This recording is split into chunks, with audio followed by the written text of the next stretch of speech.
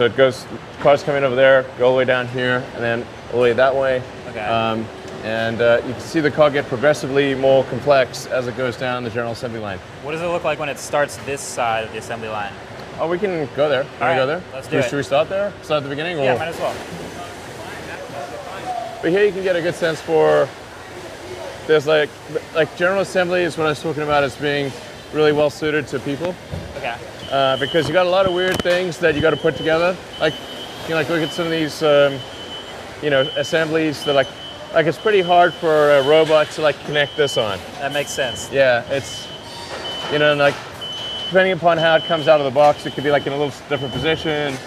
But it's pretty easy for somebody like, oh, it's like, I just need to move it like an inch, you know, bolt it in. It's probably really hard to write software to kind of know to adapt in all these different ways. Yeah, it's like if you try to have the robot do this, you got to have like a complicated vision system, and then like the vision system faults out. It's like it's not quite right. That's the hard part. We have a robot in our studio that moves the camera around, and the hardest part is when it faults. Yeah. You need a person there to know what to do. Exactly. So hopefully that doesn't happen much. Like for parts that are complicated and fiddly, like wiring harnesses are especially difficult. You see how like the wiring harness kind of needs to snake through the car. Yeah. It's literally like winding like a snake through the car. Yeah. You got to like poke it through holes and do various things. That's super difficult for a robot. See like how they're like putting the part of the air conditioning system there. Right. So you use like a little bit of mechanical assistance with the winch and whatnot, but then it's pretty straightforward for the guys to just like get that in there, and then like if they see there's an issue with the part, then like they say, oh, this part's got a problem. We'll put it over here to get fixed. Like this is like assembly line's like moving slowly. Yeah. So like moves along, and then if you know, it gives people like time to get things done. Like you can like stand on this and. I think you mentioned like the speed of the car coming out the other side is like 1 mile an hour or something like that. Yeah, it's super slow. You want to speed this up, right? Yeah, it's not even 1 mile an hour. It's even slower than that right now. But for SX, but for 3, it's like getting close to 1 mile an hour. Okay. Okay. But walking speed is 3 miles an hour, so it's like only 1/3 walking speed at 1 mile an hour. All right. But you can see like when you look on the inside of the car, you can see like how many little complicated little pieces there are. A lot. You know, the things that are meant to for insulation, corrosion protection, airbags, road noise. Like it's all this stuff that gets put in here. Yeah. You can see like these are like the side airbags here. Oh, okay. Like most people, I think it's like pretty cool. Like most people never see like the inside of the car. Yeah, there's a million things you never see driving the car every day. Sure. This is like, sorry guys, sorry to interrupt. That's all I meant to make me look. If you don't mind being on like you know the internet and stuff, is that cool? All right, YouTube's cool. I actually don't want to interrupt your work, but you know, it's like you see like how like there's like a lot of tricky pieces, and like if for a person like this is like doable, straightforward. Yeah, you know, it takes a bit of training, get up to speed, but like once you like basically like a pro human can do this super well, and it's like hard for the robots to do that. But when we go to the body welding, I'll show you like what's a robot good at. And you'll see like there's tons of robots, like tons of people here, tons of robots there. But there's so much complexity and variation here. You gotta like thread those wires when it comes through. Especially like, here with this door. So like this is a car with like less stuff in it, and then it goes. It's, you know, we'll see the beginning of it. Right. And then it goes all the way around, gets more and more stuff added. And does it end at the end? Well, general assembly ends probably somewhere down there. Yeah. Okay. So, but you can see, it's interesting to see the car get progressively more complex as we add more parts to it.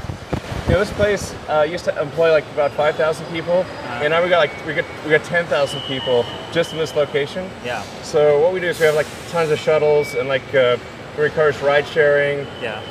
We got the Bay Area Rapid Transit station finally like went up. So just like trying to get people here is not easy. It's a big challenge. Yeah. What is this?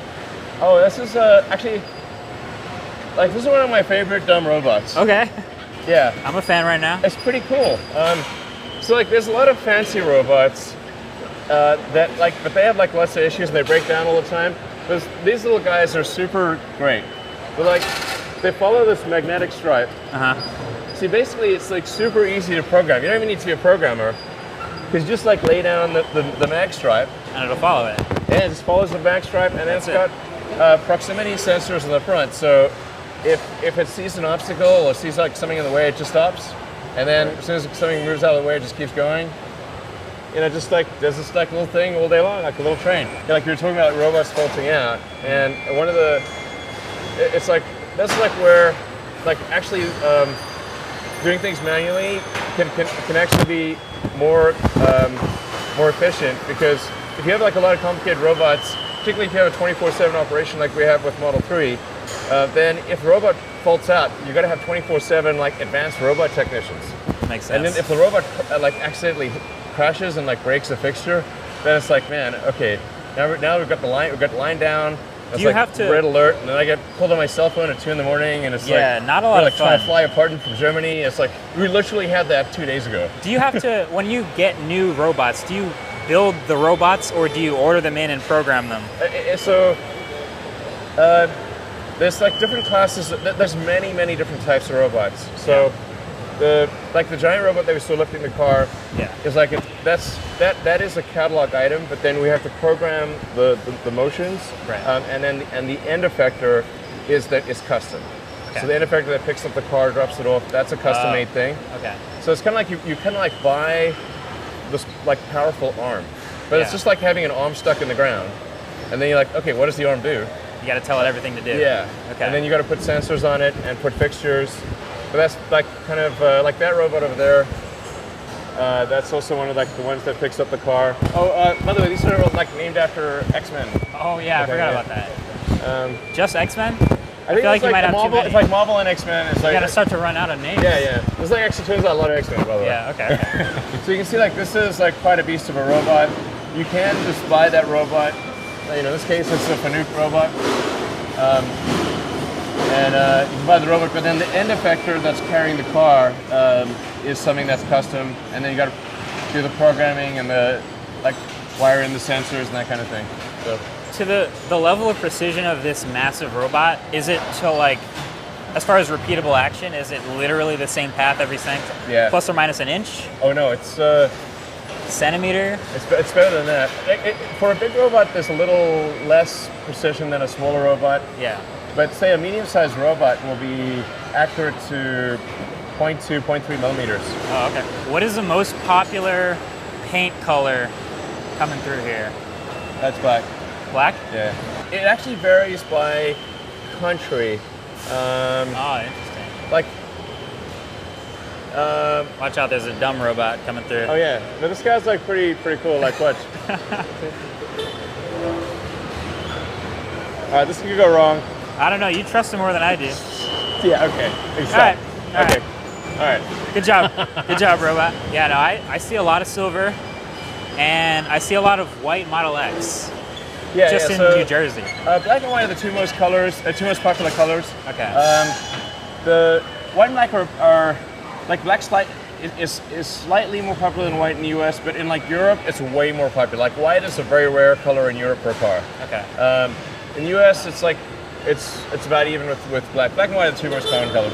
Got it. Yeah. And here you can see battery pack. This would be like a mating station for the battery pack. Oh, this is literally connecting the battery to the Yeah. car.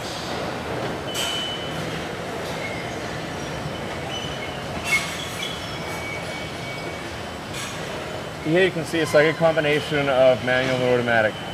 So It's like they're lining it up. It's like, yeah, exactly. It's done primarily by the robot system, by the automated system, but then you've got a person just making sure that the fine tuning is there. Gotcha. How do you feel about matte or satin colors I actually on get asked cars? about that a lot. I actually like the aesthetics of matte. It's really tricky to repair matte. So like with gloss, you can polish it out. With matte, if you get like a little ding, it's really hard to then rematch so it looks like an even matte. Yeah. You can't just like, you know. That's a fair point, yeah. So it's durable. It's something actually we would like to do matte in the future, but